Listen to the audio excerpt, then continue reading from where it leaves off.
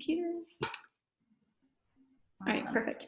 Well, good morning, everyone. Well, depends if you're on the East Coast. It may not be morning anymore. Anyway, thank you so much for attending this month's Coffee and CEU event run by the Dissemination of Behavior Analysis SIG. This is a thing that we do once a month for free for our members, where folks come in, sit down, relax on a Saturday or Sunday morning, and obtain a free CEU, which is kind of lovely. We have this set up for our members for free, but we also have this set up for non-members for a very small amount, which is $10 every single month. And those proceeds go straight to funding our nonprofits and also things like the Dissemination Grant, which we will be releasing the winners for the Dissemination Grant in a few weeks. I'm very excited to share that information with all of you very shortly. When it comes to housekeeping, I think that's about it, because in November and next month, December, we're going to be dealing with holiday issues and holiday events. So it's going to be kind of slow for the DBA, but you'll still be able to obtain your free CE next month. Our presenter will be Beth McGee, which I'm very excited for. She has a wealth of knowledge to share with all of you, and it's going to make for a really fun presentation. And now, without further ado, I'm going to pass the baton over to Beth Garrison. She is our Secretary of the Dissemination SIG, and she has a very fun topic today. Hi, everybody. So we are, our topic this evening, geez, wow, need more coffee. This morning is Technology and Behavior Analysis, a New Frontier. As Annie mentioned, I am the Secretary of DBA SIG. And I wanted to do this talk with Annie, because Annie's also involved a lot in technology with her business. And I wanted to share this talk because I feel like it's really important for us to kind of be on the cutting edge of technology. A lot of other fields are getting into the game as far as artificial intelligence and machine learning. And I think we as a field really need to be aware of what's going on, as well as be collaborative with those efforts. So this talk today is just really meant to be like a broad overview of that topic. If I have to write this on the way up. Oh, there we go. So this is meant to be like a broad overview of that topic. But I guess a little bit about me, like Annie said, I'm the Secretary of DBA SIG. I also own two businesses, Shaping Development and Offering Coffee. So some of you may have heard of Offering Coffee. And then I also recently just started a PhD program in artificial intelligence. So I'm looking to combine the fields of behavior analysis and artificial intelligence. So some of what I'm going to cover this morning is really talking a little bit about some of what I've learned from the program, and kind of seeing how we as a field can start to integrate and really collaborate with people from the computer science world, because they have a lot of interesting ideas, some of which actually came from us, which they don't even realize, but I'm going to share a little bit about that as we go through. All right, so our objectives for the talk today are going to be that participants will identify technological advances that behavior analysts can use within their practice. We'll also try to get a little bit of a discussion going as far as how we could potentially use some of these technological advances within our practice. So that'll be a little bit of time during our discussion. We also will talk about collaboration strategies for how we can disseminate our science to fields outside of behavior analysis, specifically talking about computer science and how we can kind of collaborate with computer scientists. And I'm going to share a little bit about my experience in doing that, because it's definitely been a huge learning curve going from obviously behavior analysis to a PhD in computer science with artificial intelligence. I've had learn a whole lot of stuff, so I'm going to give you a little bit of tips that I've had to do along the way. Maybe not the best, I'm still learning as I go, but if you're really interested in the field and looking at collaborating and combining, I'll share some of the strategies I've used so far as I go through my program. All right, so sorry, it's taking a little bit to load. Okay, there we go. So our cover topics that we're going to cover today are artificial intelligence and machine learning. Again, just a broad overview in case people are not aware of what they are and the differences between the two, because a lot of times they're very much used interchangeably when they're actually two different things, which I'll cover. Kind of like when we talk about ABA and discrete trial instruction. So people like use them interchangeably, very much the same thing in computer science. So I'm going to share a little bit about that, just again, a broad overview, and also some behavior analysts that have actually already started collaborating with computer scientists and some research that kind of talks about those things. And then Annie's going to cover virtual reality because that's her expertise from Behavior Me. So she's going to talk a little bit about how integrating virtual reality within our practices as behavior analysts as well. So I'm going to get started. I'm going to cover artificial intelligence and machine learning first. So what is artificial intelligence, or AI? So artificial intelligence is actually a broad umbrella term for the study of quote unquote intelligence in computers. And I know this is like a very mentalistic title, but really it's an interesting concept because it's really just studying how machines learn essentially, or how they can solve problems and how they can complete tasks. And looking at how that happens and how that can evolve over time through a selection of different environmental variables. Within artificial intelligence, because it is that umbrella term, it covers different subfields. So the different subfields within artificial intelligence are machine learning. You might have heard of machine learning, deep learning, which is the big buzzword that everybody uses these days to talk about pretty much everything AI, which is not always correct. Natural language processing or natural language understanding is also part of artificial intelligence. And then there's also very much a component of robotics. So people using AI within the field of robotics and combining like that engineering field with computer science. And that's what we see a lot with the implementation of artificial intelligence within the field of robotics. So these are all, so it's kind of interesting to me when I came over, I was kind of really creating that relational frame, for lack of a better term. Because I know as behavior analysts, people kind of say, oh, discrete trial is ABA. Like that's just kind of and it's just one of the things that we do within ABA.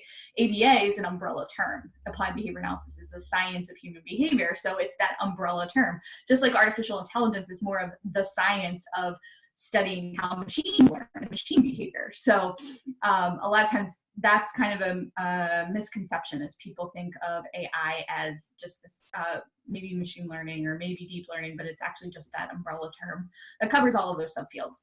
So despite its mentalistic title, it really is the study of the behavior of machines, as well as learning and problem solving in computers, and how we can essentially use computers to help us complete our day-to-day tasks, and how we can make our lives a little easier and free up more time for us as humans to think and be creative and do all those things that we can do that computers can't.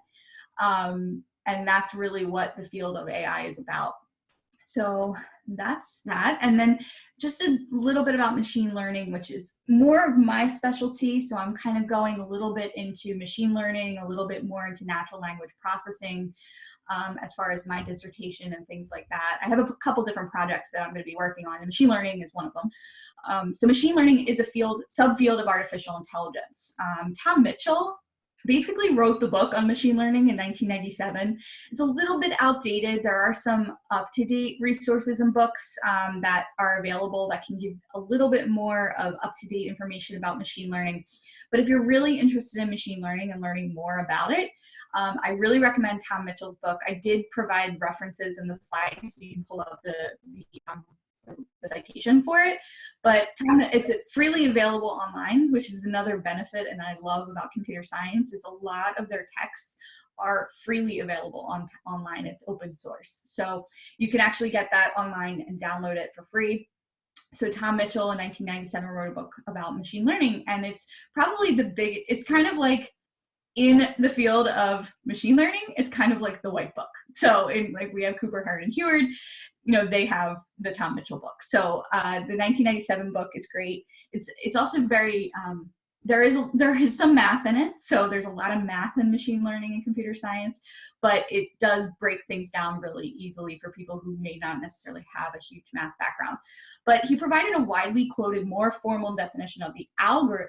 So basically the definition is, the algorithm studied in the machine learning field is a computer program is said to learn from experience E with respect to some class of tasks T and performance measure P if its performance at tasks in T as measured by P improves with this experience E. So you can actually take this quote and really break it down into behavior analysis. So we can say that a human is able to learn from experience or a history of reinforcement with respect to some class of tasks or some experience that they've had in the past of previous repertoire. So we can add that in there.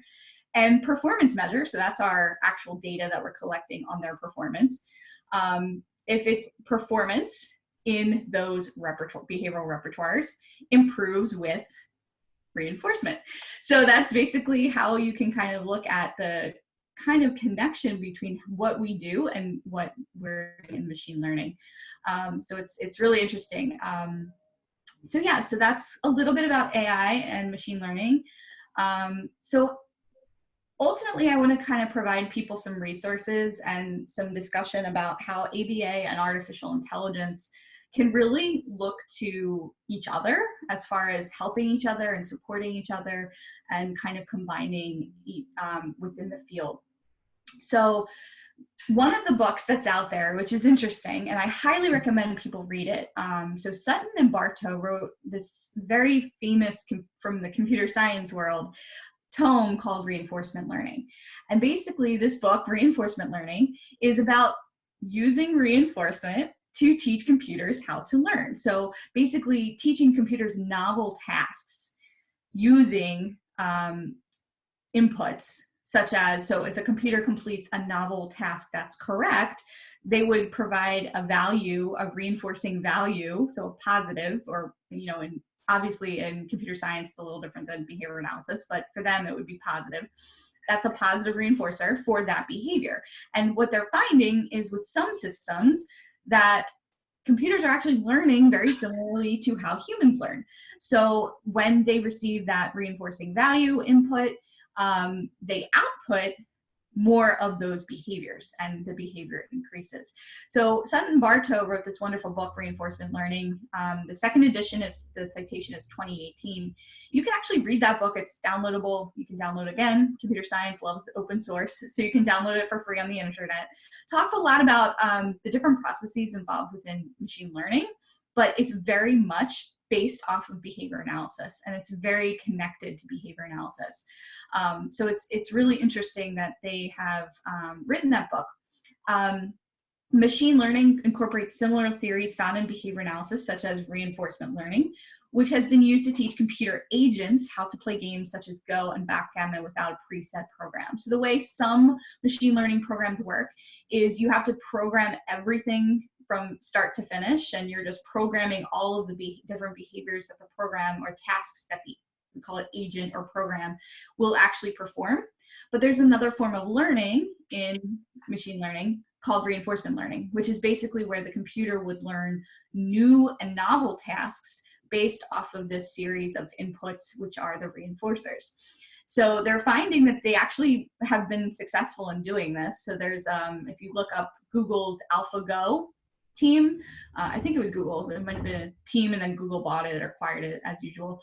But the AlphaGo is actually a computer game that they taught purely using reinforcement learning. So it's to learn novel tasks to actually beat its opponents in that game using the principles of behavior analysis, which is amazing. So, and the interesting thing is a lot of computer scientists did this without even really knowing about the science of behavior. So they've very much collaborated more with cognitive psychologists versus behavior psychologists. So they started doing these things without really knowing, quote unquote, what behavior analysts do. So this is kind of an interesting thing. The other thing too is I point people to research from Bill Hutchison. He's done a lot of work in robotics and talking and teaching computer agents using reinforcement learning. He's a behavior analyst. He's done a lot of work working with actually teaching verbal behavior to agents and learning verbal behavior using components of behavior analysis. So he had an article in 1998, and then he wrote a follow-up article in 2012, which kind of talks about using verbal behavior and teaching language to basically computer agents, and teaching that and using those skills to develop like natural language processing. So using that to develop your Alexa or your Siri, or ways that we can communicate back and forth with computers. Howard Rachlin also wrote an article called, it was about making Watson to human. And that was also in 2012. So for those of you who are not familiar, IBM Watson is kind of like their large agents that they've trained up to do all of these different tasks. The most famous task was that Watson was on Jeopardy and won. So, and he basically, Watson, the agent, learned new tasks through reinforcement learning and through all these data being processed through Watson. Watson still exists. Watson powers your Weather Channel app if you have the Weather Channel app. So there's a lot of different things that Watson does. And Rachlin wrote a article talking about how can we, what is the difference between Watson as an agent and human beings. It was a really interesting article, and this is one of the articles that kind of really got me interested in this field, because if you think about it, a computer is very similar to humans in that we have an energy source, we need all of these different things to survive. Now, the one thing that makes us different, which you'll hear from every computer scientist who hears the idea from people, oh, computers are going to take over the world. And you know, anytime I say I'm in a PhD program for AI, people are like, oh, Terminator, Skynet. And that's not what it is. It's really looking at how we can make our lives a little easier and do less menial tasks that we could assign to a program to do. And then it could free us up to build our own behavioral repertoires, to be more creative, to be more, to do more things with the world and the environment that's around us. And that's really what, you know, most computer scientists are in it for. It's freeing up human beings to develop their repertoires even further than having to complete, you know, those kinds of, you know, different kinds of menial tasks that we see every day. Give us a little bit more time and free, quote unquote, freedom. I don't know, obviously we have Skinner, beyond freedom and dignity, but it can give us a little bit of time to develop our own and select our own repertoires. So how can we use this technology in ABA? So one of the things that is the largest driving force in machine learning and artificial intelligence is data. So data it's essentially the only way machines learn. So they need to have some source of data to initially start to perform tasks. And what do behavior analysts have a lot of? We have a lot of data, and that's kind of one of the major things that I think would be a wonderful way for us to collaborate with the field is, sorry, Valerie, I just saw your comment, to take over the world with robots. Sorry, that's not today. Maybe another time. But yeah, so behavior analysts have a lot of data, and we have so many different data points we could use to support some of this learning. And we also have a science that guides a lot of this learning, that computer scientists are kind of learning on the fly, but and they're not really that familiar with behavior analysis. So how can we how can we as behavior analysts really really support this and kind of guide their as they go, because they're kind of, like I said, learning this on the fly. They don't really have a lot of background information in behavior analysis. So as a field, we really need to do a little better with disseminating and collaborating with other fields, such as computer science, because they are using our terms and they're using our technology without really even talking with behavior analysts, which I find interesting. So this technology could also support our field as far as providing more methods and measurement for our program data. So many people use a lot of paper pencil data collection methods, a lot of ways that, you know, we're kind of doing a lot of things manually. And if we could have computer programs help us with these data collection methods and kind of work through our programs and help us sometimes make informed decisions a little better because of the previous data we've been put into these programs, we can probably scale a little better. And we could probably do a little better with that as far as scaling. So I think that computer scientists have a lot to bring to the table as well, as far as us as behavior analysts. And Jane said, a little bit, yeah. So definitely, like, Jane's company, and we have a bunch of different other data collection methods. But I think it's really important for programmers to help us build our field and scale our field, and they have the tools to do that. And I think if we can bring something to them and they bring something to us, we can definitely work a little bit more on collaboration, which is awesome. All right, so collaboration between fields. So computer science has largely collaborated with the cognitive sciences, but are now becoming more interested in behavior analysis. So we have people kind of starting to go over into the AI field and talking a little bit more. So, Joe Lang has talked a lot with people in the AI field. Bill Hutchison has done some collaboration. So there's some people who are starting to do this collaboration. And I think it's good because largely in the past, they've collaborated with more cognitive psychologists and cognitive sciences. But at the same time, using our technology to build some of their programs and what they're doing. So we really do need to kind of go over and talk to them about what it is we have to bring to the table. And then we really have a lot to bring to computer scientists, such as reinforcement learning. So our own understanding of reinforcement learning and what that looks like, and how we could essentially maybe even help them develop their computer programs a little better, knowing what, quote unquote, knowing what we know about reinforcement learning. We can also do some support with them with human-computer interaction. So this is a whole subfield of artificial intelligence where people are actually looking at the behavior of human beings interacting with computers. So as behavior analysts, we could bring something to that because we really understand human behavior, and we can help with that human-computer interaction. There's a lot of language studies going on within and development of essentially verbal behavior in computers or agents, so that we can better communicate with them. So when you talk to Alexa and you say, turn on the living room light, she's not going to open up your garage door. So it's a lot of this kinds of different development of these natural language processing or natural language understanding interfaces that we have RFT and VB, that we can kind of maybe bring some of those concepts to the table and talk a little bit about how we could develop that within those agents, because then we would be able to interact a little bit better, and we truly would maybe, quote unquote, have a smart home and be able to interact with our computers a little bit better that way. There's also robotics. So there's a lot of behavior analysts who are actually starting to work a lot with robotics. I know Ellie Kazemi is working, has a big grant from NASA. They're doing a lot of stuff with robotics in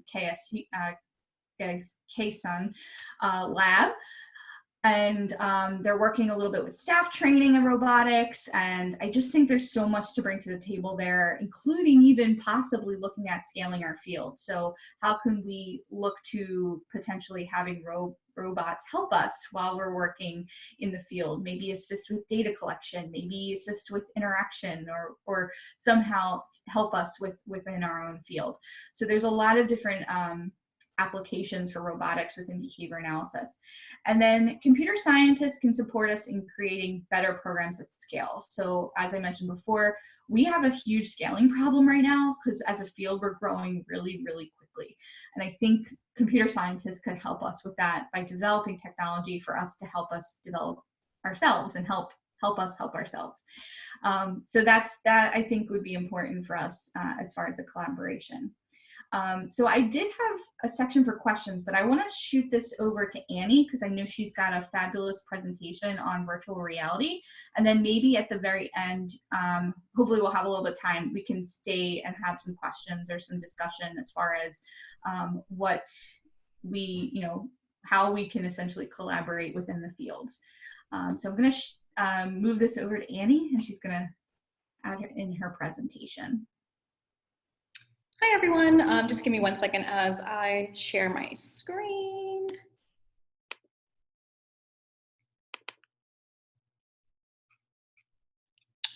Perfect, okay.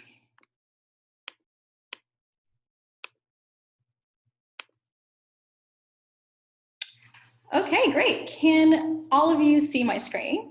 Does it look okay? Yep. Great, okay, perfect. Let me also just have the chat box open in the event there's anything that's occurring in the moment. Okay, perfect. Alrighty, well, thanks Beth for your presentation. It was very informative. I think you mentioned a few different things that were fascinating. The Hutchinson articles are fantastic. If that's something that you guys are interested in, please look them over. It's incredible what he was able to describe in those articles, and it's all done in such a easy to consume manner, to be quite honest. It's fantastic. I'll also be able to provide some other resources that one can use to further expand your interest within emerging tech. But before I start, I want to say thank you. Since it is Thanksgiving weekend, it would only be appropriate. I want to say thank you to the DBA SIG in allowing both Beth and I to come on and to present to all of you. I'm really grateful for not just the SIG, but also for the Coffee and CEUs community. It's a great community to be a part of. Alrighty, so to start, VR. What is VR? VR is something that tends to be confused and lumped up together with augmented reality. There's this brand new marketing term called XR, where it's lumping up both virtual reality and augmented reality, mixed reality, but we're only going to be focusing in on virtual reality. So again, not to be confused with augmented reality, VR is basically a simulated experience that uses an artificial environment, which could be both CG and 360, and we'll get into the differences between those two and why folks are striving towards one route versus another.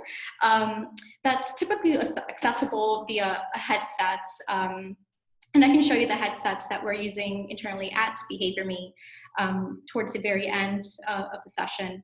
But the idea is you kind of have a complete and total contextual shift of your actual reality. So for example, I can be at home and I can put on a VR headset, and then I'm transported to another world with brand new contingencies to play with. And so in other words, it's a complete contextual shift. And there are some folks who have been pioneering virtual reality in many different modalities. One that I love to mention every opportunity I can get is Skip Rizzo out of USC. He developed a program called BraveMind, where they focus in on exposure therapy for veterans who are trying to transition back into everyday life. Oh, I'm sorry, if you hear a baby crying, I am so sorry. I cannot control that. I think there's someone in the co-working space with a baby. So I can't control that. I do apologize. Anyway, Skip Rizzo also has another project that he's working on where he has teamed up with the Dan Marino Foundation using augmented reality and magically, to be specific, to create simulations to teach individuals on the spectrum, young adults on the spectrum, how to navigate job interviews in a very interesting manner. I've seen the tech, it's interesting, pretty cool stuff to work with. Virtual reality can also be used not just for exposure therapy, but it can also be used for training specific skill sets that require specific fine and gross motor skills, such as what the folks from Also VR are doing. This is a really interesting simulation because they specifically focus in on orthopedic surgery. Apparently there's a 30% of surgical students who complete their med school program are not fit to complete a surgery procedure independently, so they're trying to bridge that surgical educational gap using virtual reality. And it's actually been quite effective. Here they're using a system that's not necessarily a standalone system, it's the one that's tethered, but we will probably get into that discussion later on. And of course, virtual reality can also be used for really fun experiences like gaming. This is a clip of Space Pirates. So I want to throw a question out there to you now that we've discussed, very quickly, now that we discussed really interesting things that one can do with, say, virtual reality and also with AI and ML. what are some things that that you think one can do with virtual reality using these sort of processes that were discussed earlier? What are some things that you think that would be the ultimate experience that one can have in virtual reality? And it doesn't necessarily have to be in behavior analysis. I'm just curious if you want to say it out there vocally, if you want to text it, please do via the chat box. I'm just curious. We can take like a few seconds for this. Let's see if anyone's responded. Staff training, RPT tasks, right on. Teaching, responding to body language, very cool. I can totally see that being used for VR, but also I can see that being used for augmented realities, and that's portable too. Pretty cool. Okay, nice. I'm glad that folks are thinking about these sort of things. Those are all really interesting ideas. So I wanted to really share this, teaching to notice precursor behaviors to learn when to use antecedent interventions. Valeria, I absolutely love that you're thinking about applications within the ABA space and within our space. I think I would love to talk to you about what we're doing at Behavior Me, because I think this is very much in line with what we're trying to achieve. How can we use virtual reality to help lift up the field when it comes to training? I think, well, I'll get into it because I think it's going to be interesting. Well, okay, so this is a slide that's taken from the wonderful Kent Bai. For those who don't know who Kent Bai is, he is a fantastic VR advocate. He's a technologist, but by trade, he's a journalist. And he has this fantastic podcast called The Voices of VR. And on every single episode, he interviews someone within the virtual reality field. What's fantastic about the virtual reality field is that it's a field that is not just made up of developers and designers and engineers. It's a field made up of folks just like you and me. There are therapists out there. There are behavior analysts in there too, although it's a small pool, but we are there. There are folks who are professors and what have you. There are people who are MDs as well, like folks from OSA VR. It's fantastic because the group is not homogenous. It's truly a group of folks who, within the VR field, who come from such diverse backgrounds. And at the end of every single episode, he asks the same question, which is, what is the ultimate potential for virtual reality? And what you see on the screen are the results. And what he concluded was that the ultimate potential for virtual reality is basically the human experience. And I think that's, yes, it's a bit of a squishy term, a fluffy term, but what's really wonderful again about this question and this podcast is that it comes from such a diverse group of folks. And as an analyst, I look at this question and I look at this chart and I can't help but think, well, this is basically just a gathering of different contexts and contingencies that we experience on a daily basis. But what was fascinating, I just saw one more. Sometimes we would like to download our brain experience of the newbies to save them the sweat and tears.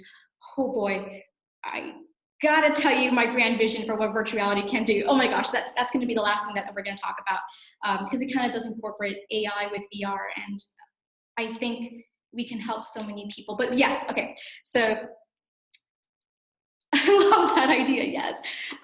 So these two concepts here that are circled were actually the items that most folks discussed as an answer to this question: what is the ultimate potential for virtual reality?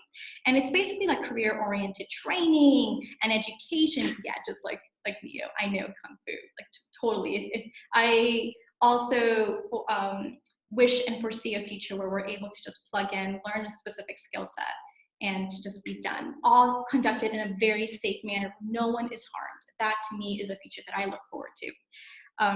So these two things were the things that were the things that are circled are the ones that were most discussed upon in his podcast.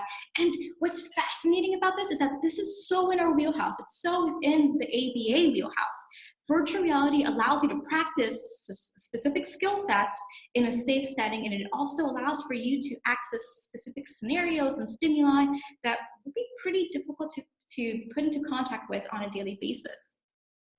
So something that's really critical and key to recognize here is how technology, and when I say technology, I'm talking about the tangible types of technology, the hardware, or like what Janet Wyman likes to call the technology of tools, is simply a tool. It's just a medium to teach and to accept and to access different contingencies. It's not the process of learning, right? So even if you were to use a virtual reality, it's just a tool that can be used. The curriculum, the learning process, how that curriculum is delivered, the software aspect, in other words, that's where we come in as analysts. And that's how we can also spark for really inspiring and incredible behavioral change all within a clinical setting and beyond.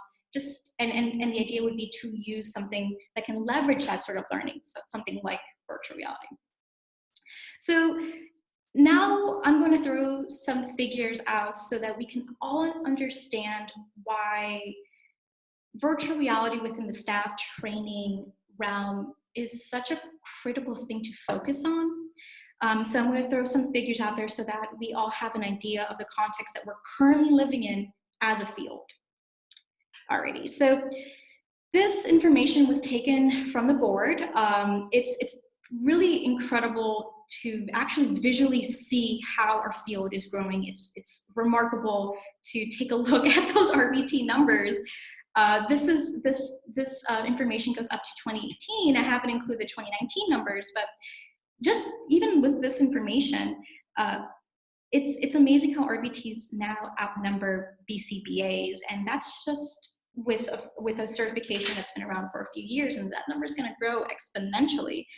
So this too is a bit of an older number. It's, I believe, from early 2018, but by 2023, it's projected that there will be 300,000 folks with certifications, and most of those folks will be RBTs. That's pretty remarkable, and these are worldwide numbers. And I promise there's only one more slide with figures, and the 91,000 is the current figure. What's fascinating about this is that even though there are so many folks with certifications that we would have to manage as a field, these two figures are probably figures that many a clinical director or hiring director would understand and probably cringe at, because there's a 50% turnover rate, or as high as a 50% turnover rate year after year per hire within our ABA field.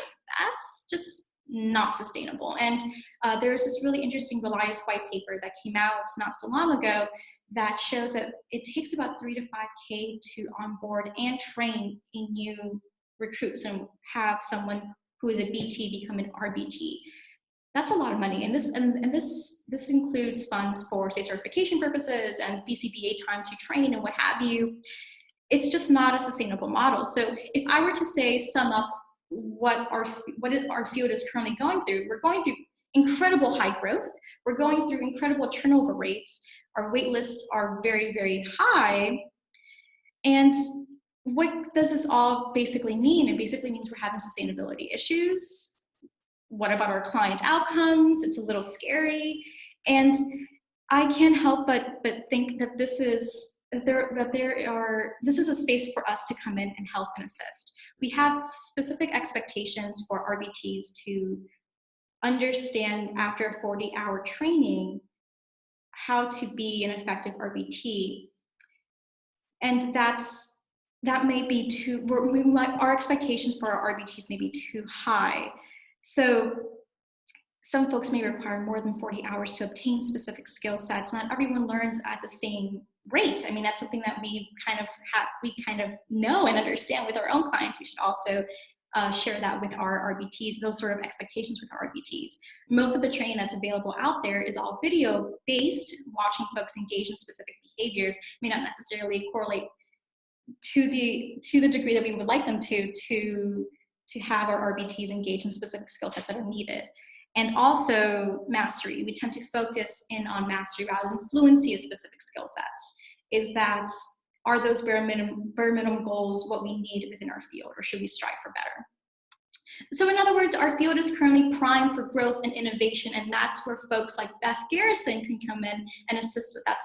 That's where different types of technology can come in, like virtual reality, and help and assist and try to improve what we currently are doing for our field.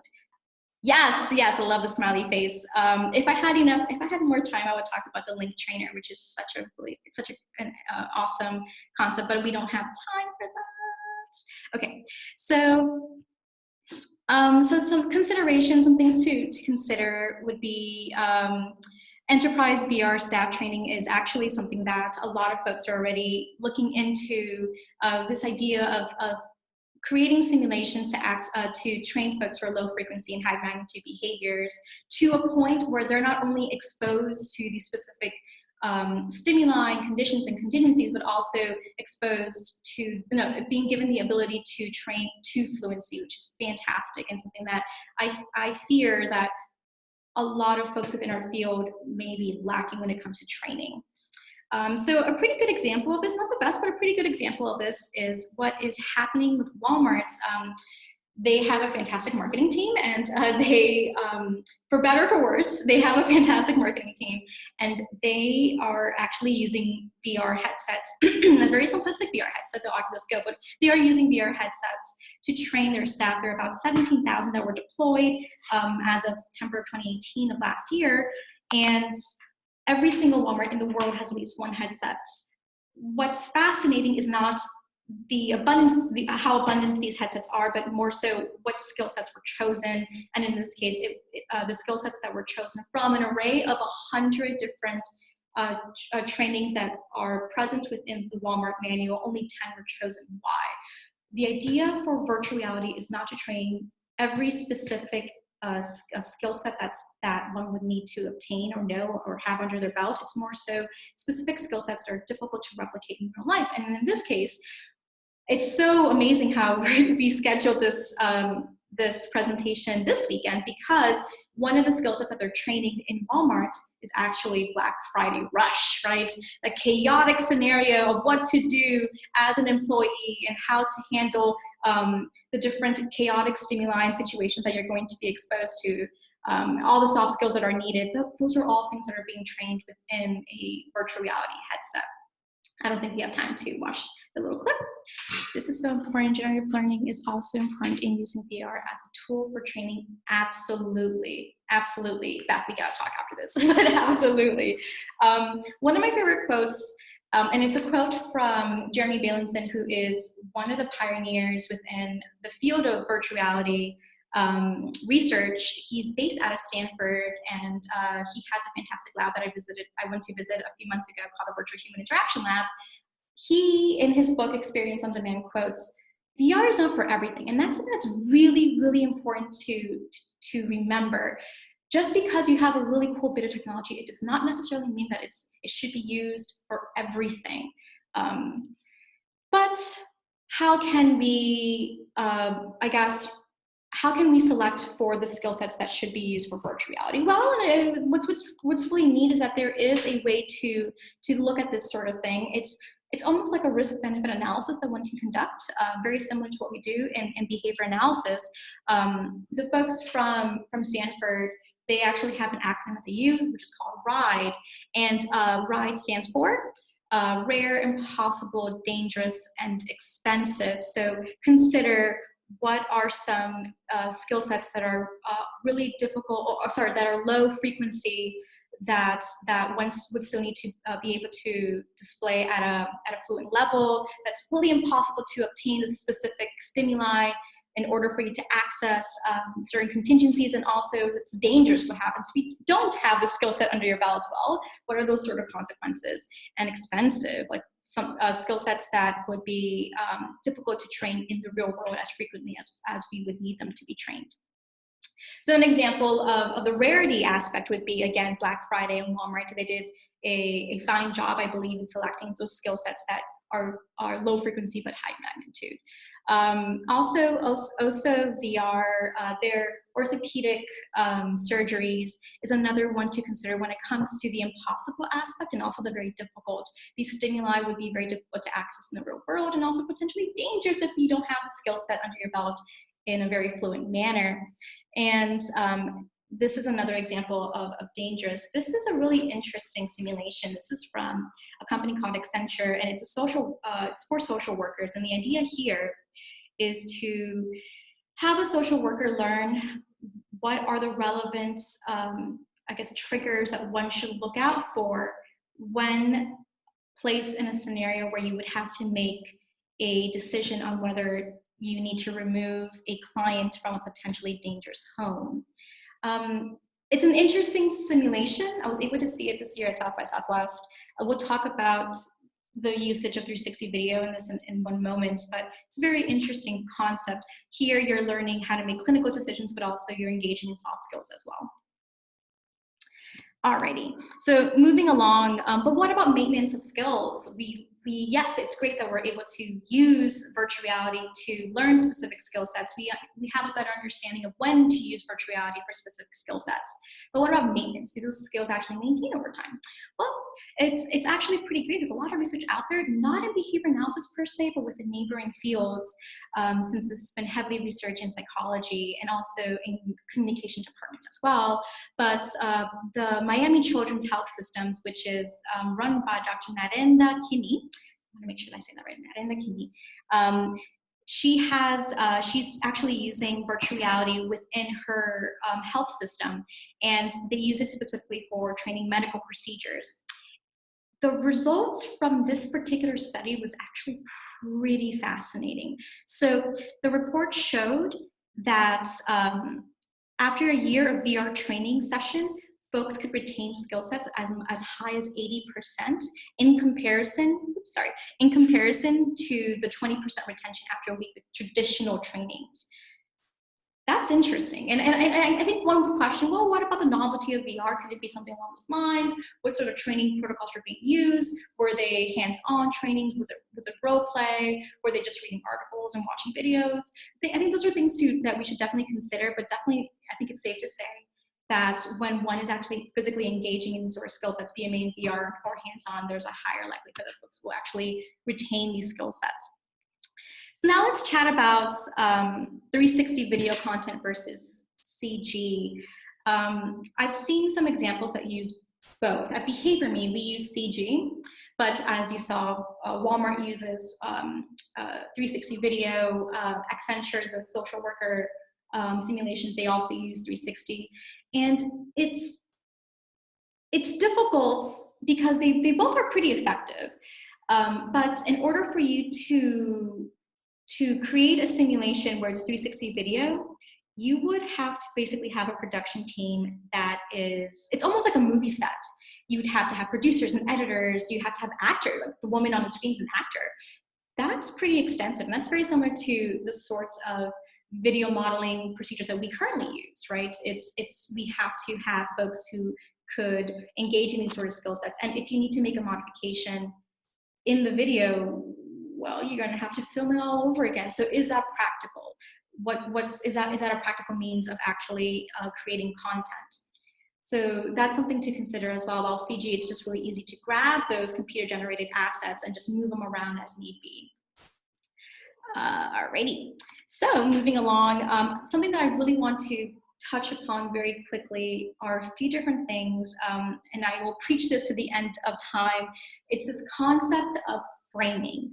So it's interesting. We engage with this idea of we obtain information all in the span, all within a rectangle. You can't see my fingers, but I'm making a rectangle. Our computer screen presents information as in this frame of sorts, right? Our books as well, our phones as well. This is how we obtain theory. This is how we obtain information, but it's not necessarily how, you don't necessarily learn from reading this content. You learn by doing. You learn once you pass through that frame and you actually participate in the skill set and you're practicing these sort of skill sets. You learn by doing, right? Show me, don't tell me. There's a reason why we say this so often within our field. So the idea of framing, I think, goes hand in hand within virtual reality. You're actually within that space. You're actually with your virtual client, and you're actually practicing essential skill sets that are needed on a day-to-day basis. And this goes with movement. You're actually moving in the space. You're moving with your client. If, say, you're practicing a shaping procedure with your client where you're using specific prompting mechanisms, and you're actually doing that with your client in a virtual space.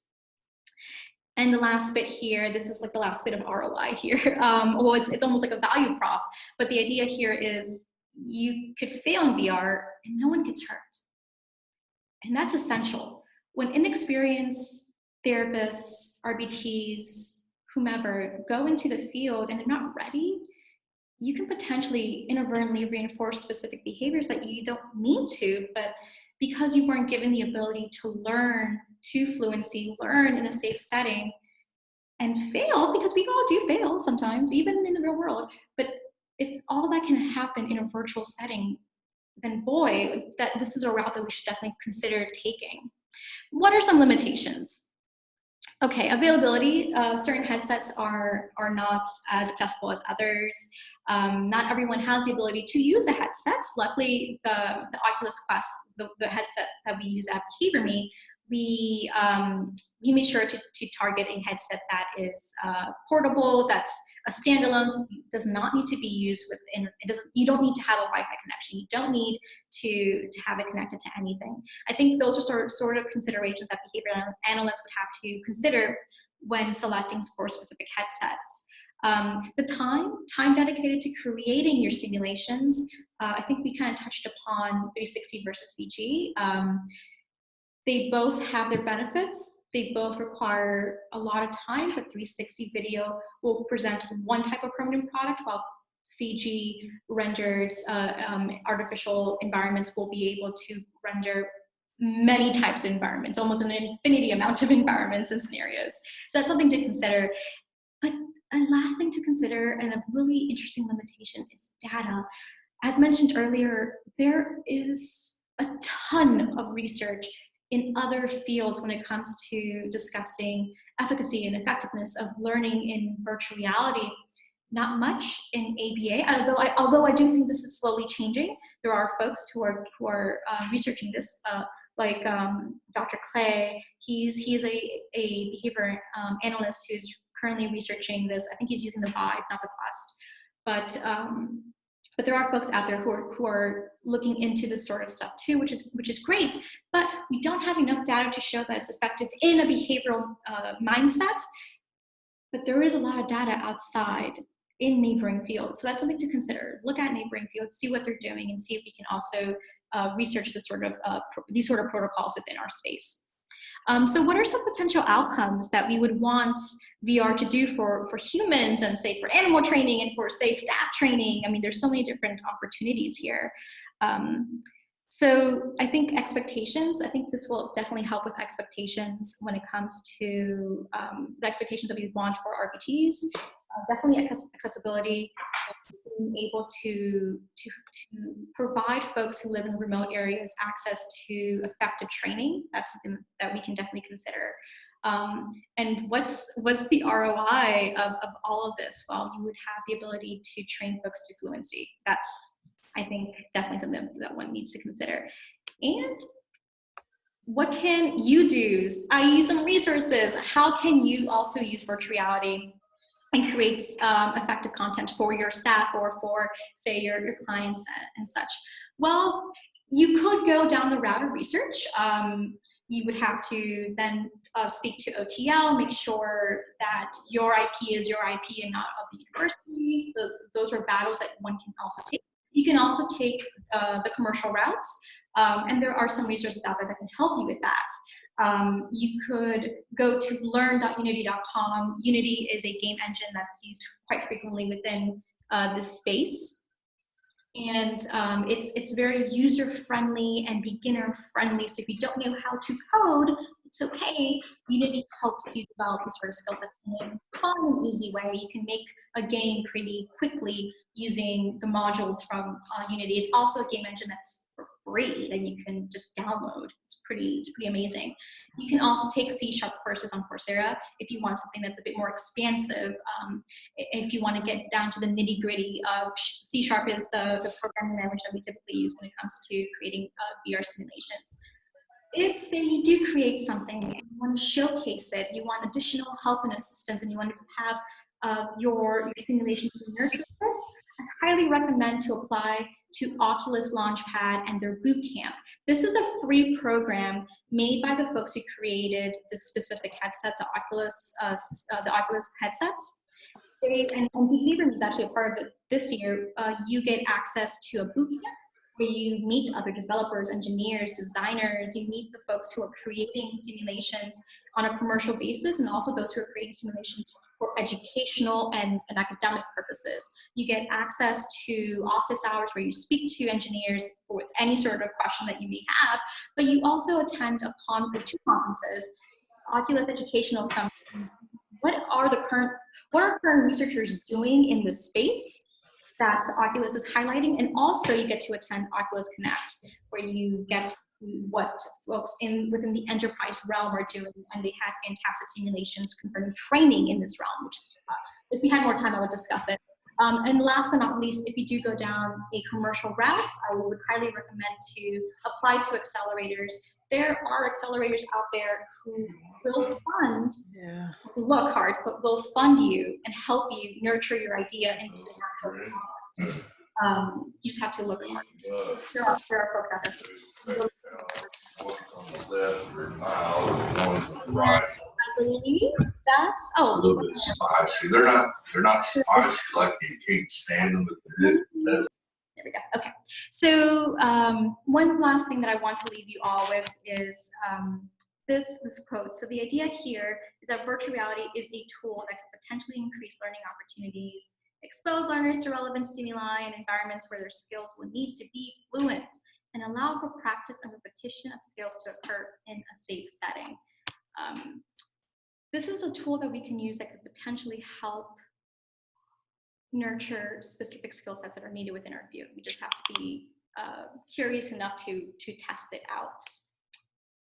And this is just a silly picture of Ready Player One, but we are on the cusp of something great, everyone, and I really hope that more folks out there are looking into emerging tech like AI or machine learning or virtual reality, and consider how can this be applied to our field.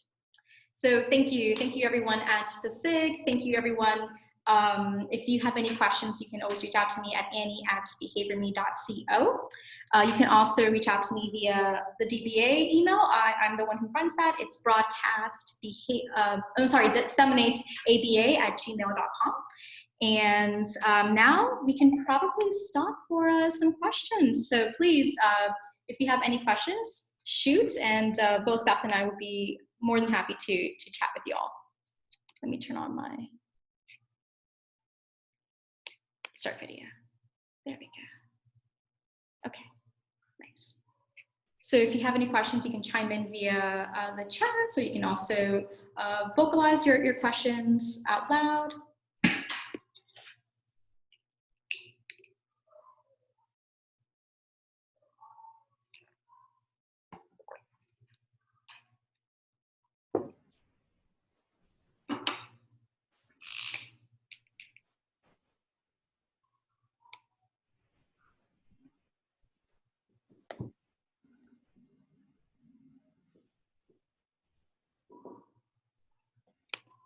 Nothing yet? Okay, well, I actually wrote down a few other resources that I forgot to mention, so if there aren't any questions, I'll quickly mention these. There are a few books that one can read on virtual reality and development of specific simulations. You can read, there are 2 books from O'Reilly that I really recommend, Learning Virtual Reality and also Creating Augmented and Virtual Realities. 2 books from O'Reilly, very simple to read. I think the Creating Augmented and Virtual Reality book is more on the beginner end of things. If you want something that's a bit easier to read, that's such a good read. Experience on Demand by Jeremy Bailenson from Stanford is a fantastic book to read. It's a really quick read as well. It talks about basically the history of virtual reality and its usage, including training as well. Are there any current use of VR in your capacity as a BCBA? So great question. Yeah, at BehaviorMe, we are currently creating simulations for hiring directors to use. So we're creating 3 different silos. We're creating one specifically for training. So this would be to help train RBTs on specific skill sets. Again, not all the skill sets that one would need to become an RBT, but the ones that would require more hands-on experience. So there's that. We are also creating simulations to help hire RBTs. Something that I've noticed when speaking to clinical directors is that when hiring directors hire folks. They've never seen a therapy session before. They have no idea what to look for. You ask them, describe to me what is an effective RBT, what makes for an effective RBT? They don't know. Fascinating. So, we created, we're in the process of creating, because we just finalized a contract for this, a simulation to help train those who do hire RBTs on what sort of skill sets to look for. It's still a little hush-hush at the moment, so I can't really talk about that, but this was based off of really intensive market research that we've done internally. And I think those are the two larger things that we're working on, the training modules for RBTs, and also helping those who hire RBTs to know what to look for. Oh, thanks, Beth, for posting the references. Yeah, awesome. If you guys want these references, I will copy and paste them onto an email that I'll send out to everyone with the CEU survey link. I'll also send out the references, the resources from my talk, along with the 3 books I forgot to mention till the very end. Let's see what else.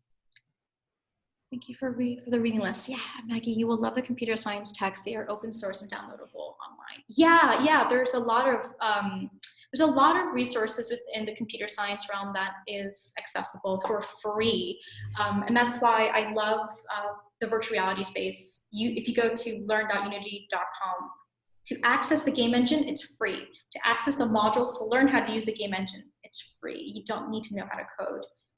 It's fantastic how this community in computer science just loves to share resources for free, basically showing that anyone can become a developer. That's amazing. Yep. Thank you so much for this. It was very informative, even though we didn't learn how to take over the world with robots. That will be part 2 of our talk, right, Beth? Yeah, creating Skynet. Yes, yeah, creating Skynets. Awesome. Well, thank you so much, everyone. I hope you have a wonderful rest of your holiday-ish weekend if you're in the United States. And have a wonderful rest of your weekend. Yeah. Creating Skynets. I don't think my advisor would like that. I can totally see it. Creating Skynets, a behavior analyst passion with robotics or something along those lines. Here it is. Awesome. Have a great day, everyone. Have a great day, everyone.